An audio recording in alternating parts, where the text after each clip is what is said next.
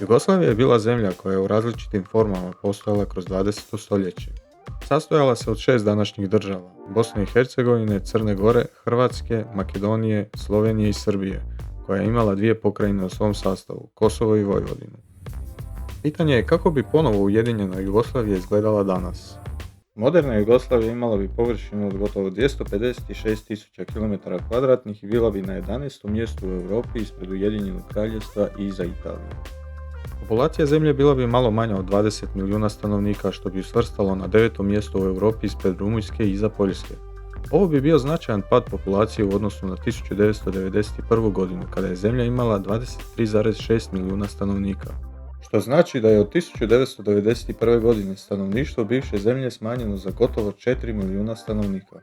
Malo koja regija u prijašnjoj državi ima pozitivan prirodni prirast, a ako uz tu činjenicu nadodamo da je iseljavanje iz svih republika osim Slovenije prilično intenzivno, trend opadanja stanovnika će se vrlo vjerojatno i dalje nastaviti. Najmnogoljudnija zemlja je Srbija, zatim Hrvatska i Bosna, dok je najmanje naseljena Crna Gora. Od 90-ih do danas najviše stanovnika izgubile su Bosna i Srbija, točnije više od milijun, dok su Slovenija i Crna Gora jedine zabilježile porast broja stanovnika. Stanovništvo je etnički vrlo raznoliko, s time da u nekim državama nije dugo bilo popisa stanovništva kao u Bosni, dok negdje određeni dio populacije bojkotira popis ili se kao u Sloveniji više ne prikupljaju podaci o etničkoj pripadnosti. Srbi su najbrojniji narod na području bivše Jugoslavije i po procjeni bi činili 34,4% stanovnika. Hrvati bi sa 20,9% zauzeli drugo mjesto, treći su Albanci sa 10,2%, zatim Bošnjaci, Slovenci, Makedonci i Crnogorci. Nažalost, svi narodi su u odnosu na 1991. godinu zabilježili manji ili veći pad. U apsolutnim iznosima najveći pad imaju Srbi, čiji se broj smanjio za 1,7 milijuna, a zatim Hrvati i Bošnjaci kojih je manji za oko pola milijuna.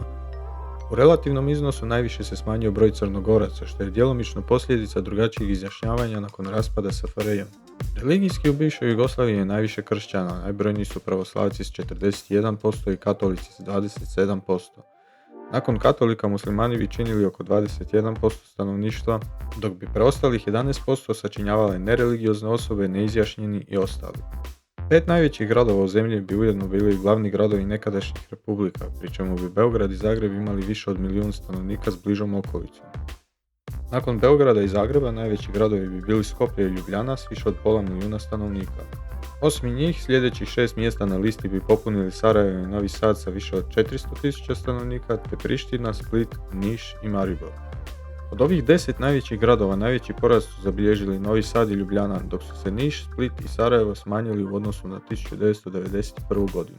Kada pričamo o ekonomiji, zemlje bivše Jugoslavije imale bi nominalni bruto društveni proizvod po glavi stanovnika od gotovo $17.000, što bi zemlju svrstalo na 34. mjesto u Europi po razvijenosti. Međutim, kao i za vrijeme SFRJ, razvijenost dosta varira od regije do regije, tako da su i danas najrazvijenije Slovenija i Hrvatska, a Kosovo je zadržalo status najsiromašnije regije od kojih je Slovenija razvijenija gotovo 5 puta. S ukupnim nominalnim BDP-om od $333 milijarde, Jugoslavija bi bila 18. u Europi nakon Češke, a ispred Portugala.